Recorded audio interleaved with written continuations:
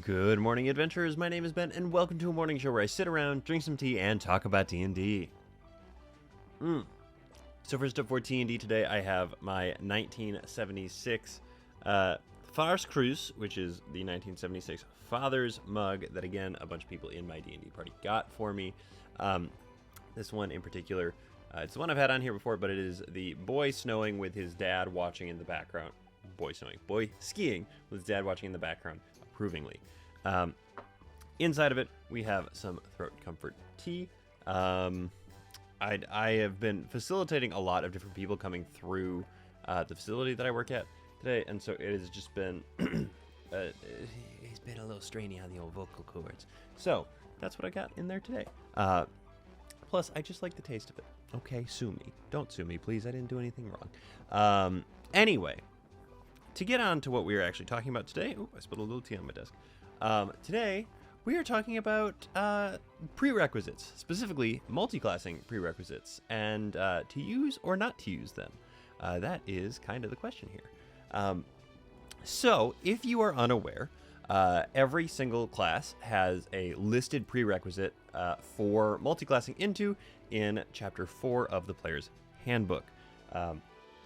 The obvious exception to that being Artificer, who has, everything sort of rolled into itself in the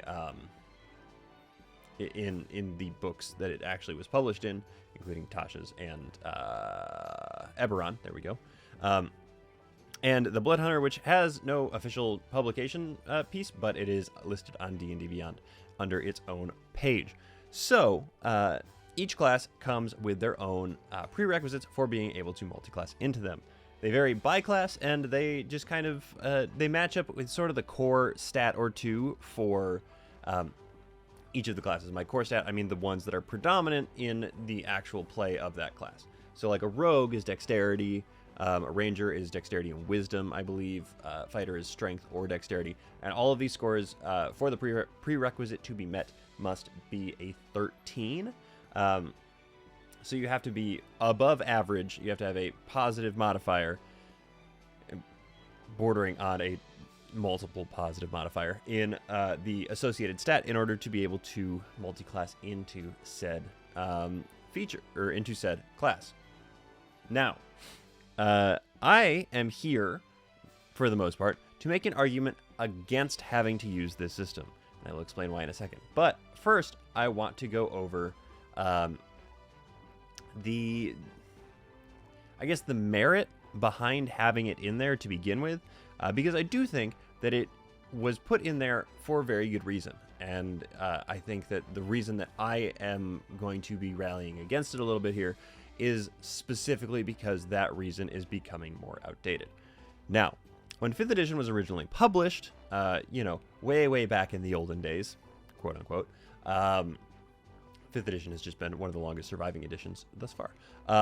So back when 5th edition was first published, a lot of core features for different classes were tied inherently to their predominant ability scores. Things like Bardic Inspiration, you can use a number of times equal to your Charisma modifier minimum once per long rest. So it made perfect sense, really it only made sense, to go ahead and dump into Charisma for your Bard to get it up to 20 as fast as possible.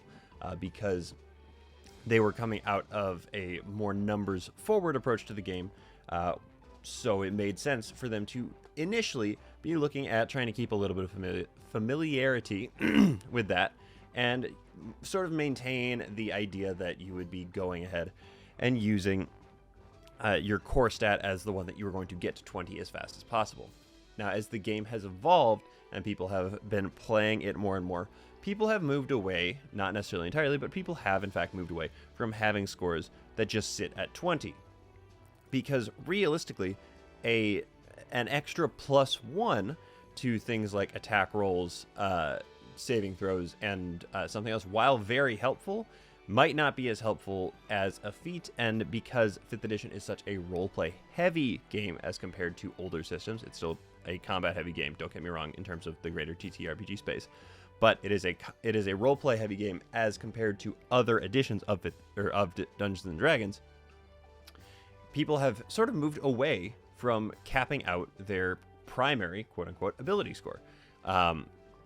While there are some classes that, you know, use it a little bit more heavily, like your clerics, your wizards, your prepared spellcasters in particular, and those classes with features that are built upon having a high modifier number in that stat, like bards for bardic inspiration, which is one of the core features of the bard class, if not the core feature of the bard class. While that is still, you know, greatly important, and obviously having those mechanical numbers there to back up the things you're trying to do, it does make it so that you are sort of pigeonholed into becoming this charismatic individual in order to be a bard.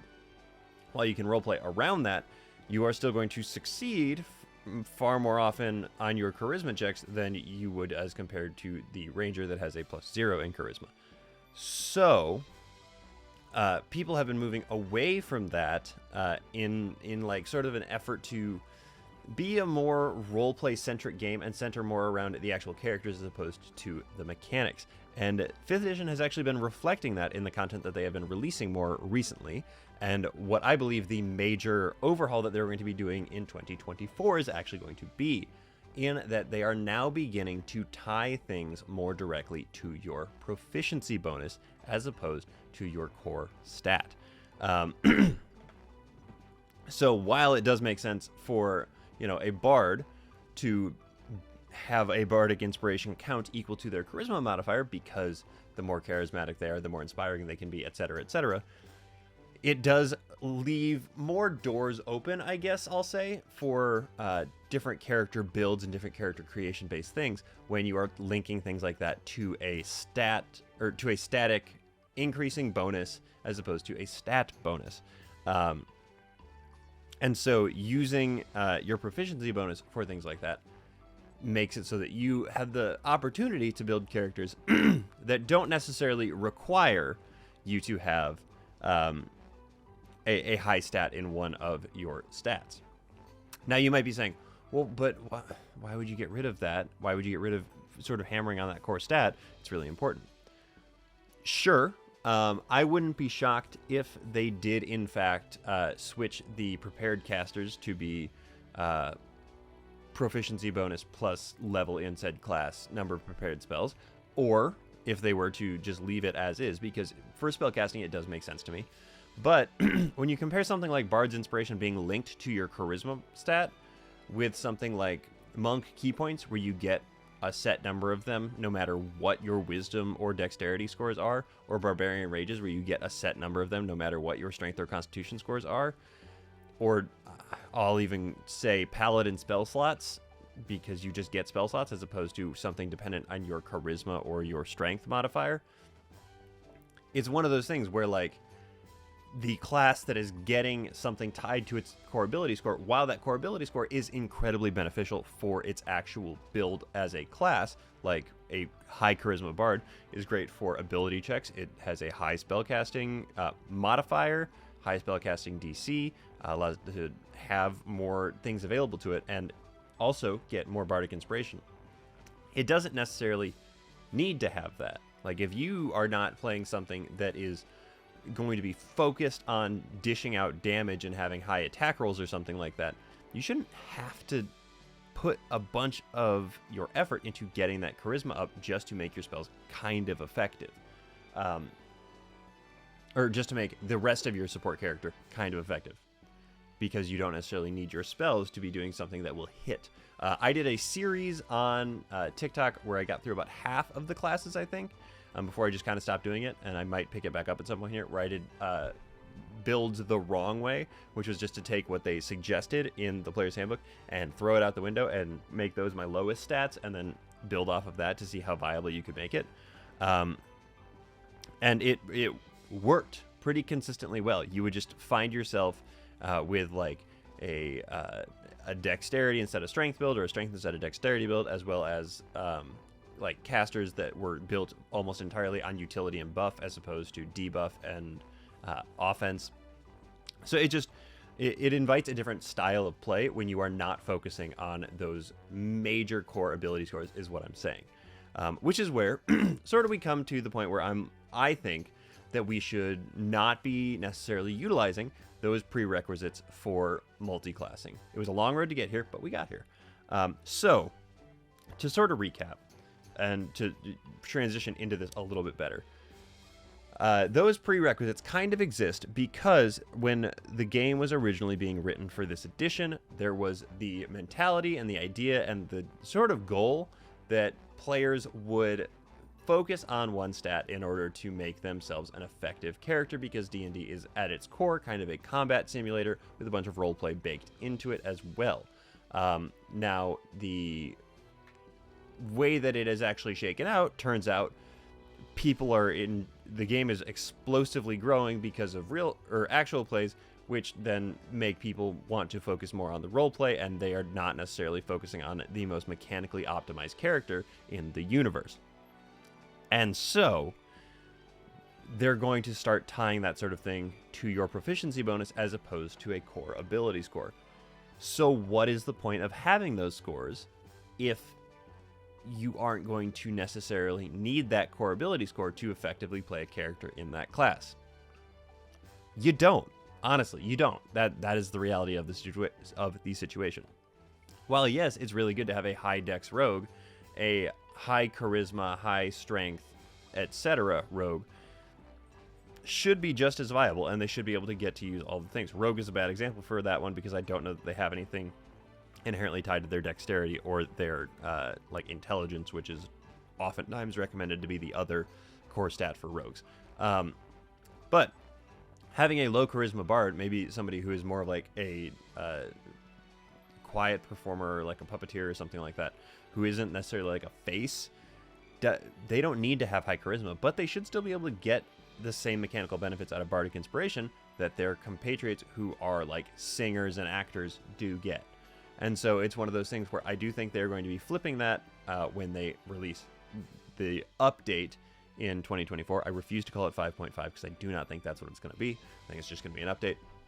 However, I think that we are heading towards a point, and we should start to really get okay with the fact that we are going to be foregoing those class prerequisites, because we are going to be foregoing the things that are directly tied to ability scores. The fact that they are actively moving to a scenario where they are focusing more on the proficiency bonus as opposed to the ability score tied to it means that we shouldn't be focused on having our characters hit all of those prerequisites in order to multi-class into a different class, because a lot of times you don't actually need it. Is it helpful for your monk to have a decent wisdom score for their key save DC? Sure. Do they need it though? No, they don't. Is it helpful for, your paladin to have a decent charisma score to help with their spellcasting? Sure. Do you need it? No, you simply do not. And so I think that we are, obviously, as I've said a couple times now, we're headed to a place where we simply do not need those things anymore. And I think that it is coming faster than a lot of people are expecting it to.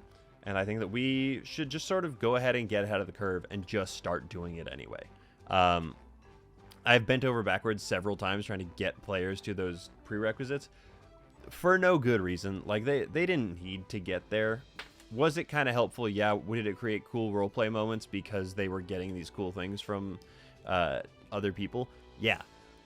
It's not that important, though. Honestly, it's simply not that important. And so, yeah. Don't force your characters to hit prereqs in order to multiclass into different classes. It's just not worth it. It's not worth the time. It's not worth the energy. It's just more fun to let people do what they want. That's it. That's all that there is on that one. So, that is all there is on that one. Let's talk about the shows we have coming out tonight. It is Wednesday, which means that we have a couple of big ones.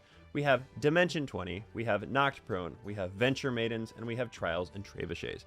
Go check them out. Please let them know that I sent you, because, again, one day somebody's going to say something to me, and I am going to think that it is hysterical. Yeah, I think that's everything I have to talk to you guys about today.